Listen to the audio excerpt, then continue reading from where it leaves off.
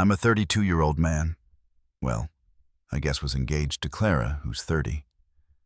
We'd been together for 5 years, living together for 4, and we had a rescue dog named Buster, who honestly has more personality than most people I know. I thought we had a whole life together. That illusion shattered last Tuesday. Before we proceed to the video, click that like button, hit subscribe, and keep watching. It had been an ordinary evening. I cooked dinner. We sat together watching some show about competitive glass blowing. She seemed a little distant, glued to her phone, but that wasn't unusual.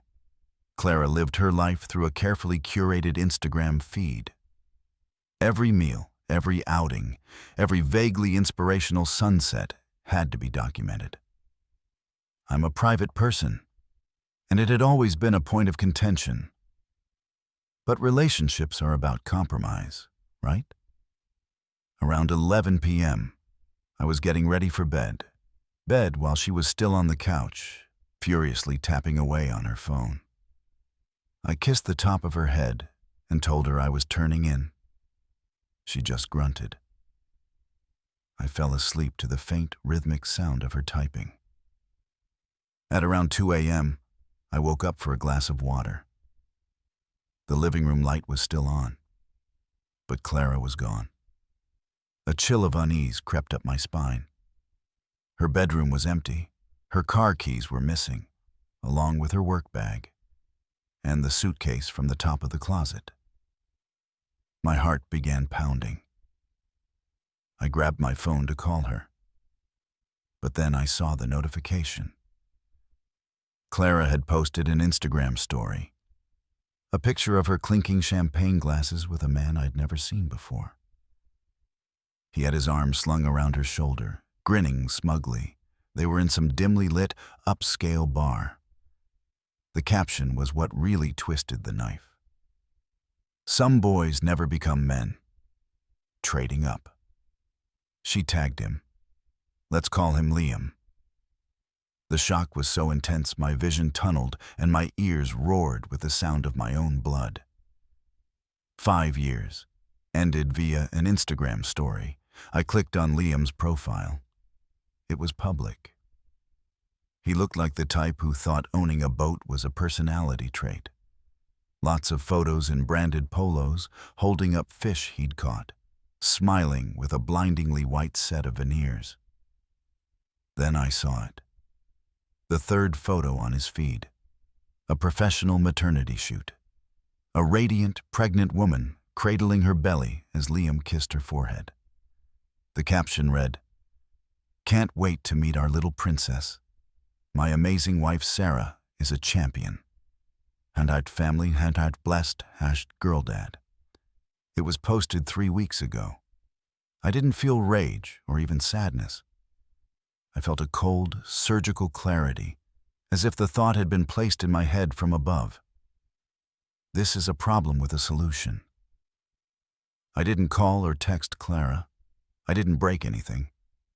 Instead, I opened our shared laptop, pulled up our engagement photo gallery, and selected a close-up of us, her showing off the ring, me kissing her temple.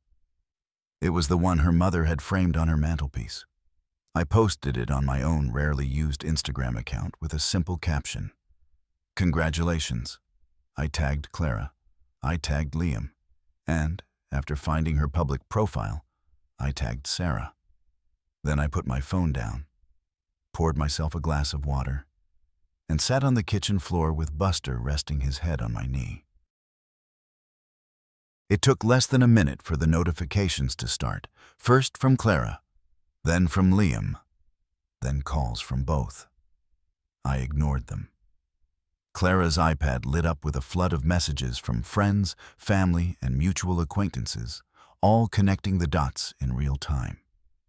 It was 2:30 a.m. on a Tuesday, and with a single post, I had detonated 2 lives. If you're hooked so far, tap like and subscribe to keep going. The next 24 hours were a blur of chaos. I put my phone in airplane mode, but I left Clara's iPad on just to watch the digital explosion. By 7 a.m., there was frantic banging on the apartment door. Clara stood there, mascara streaked, hair wild, looking nothing like the smug woman in the Instagram story. I didn't open the door.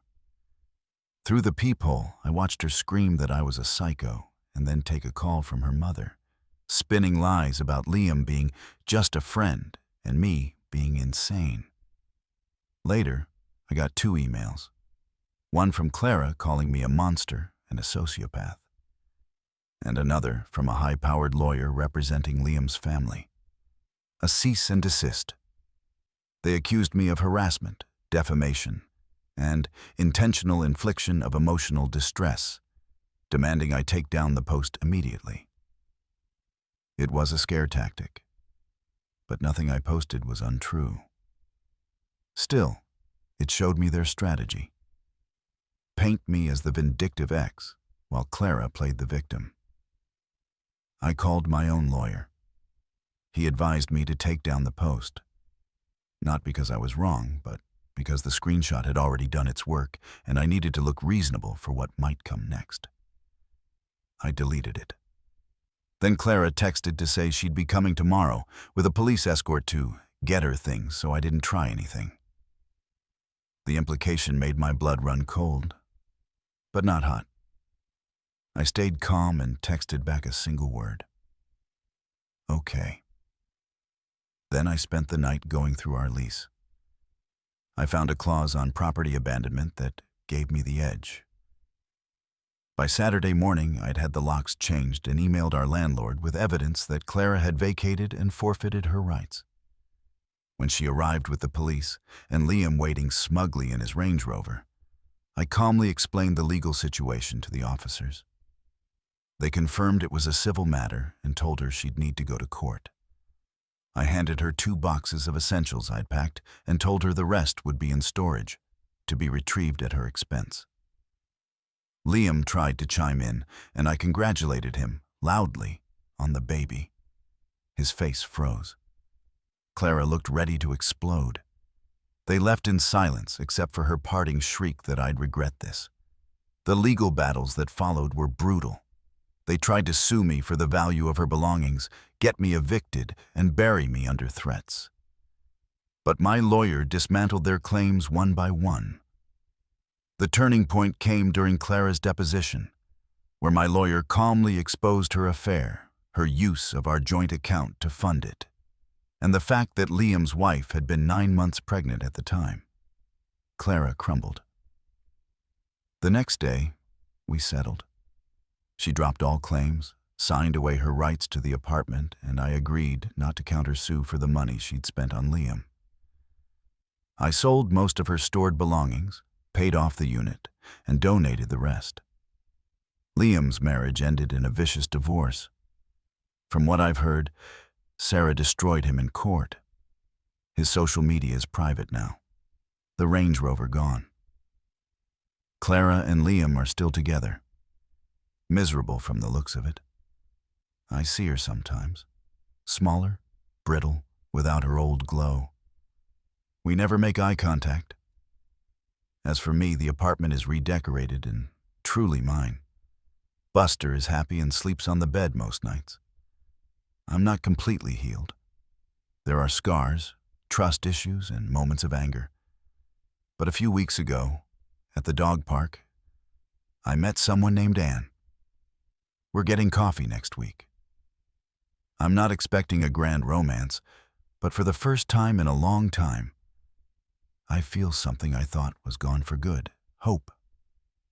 A quiet, logical hope. The kind you feel when the storm has passed and you realize you're still standing.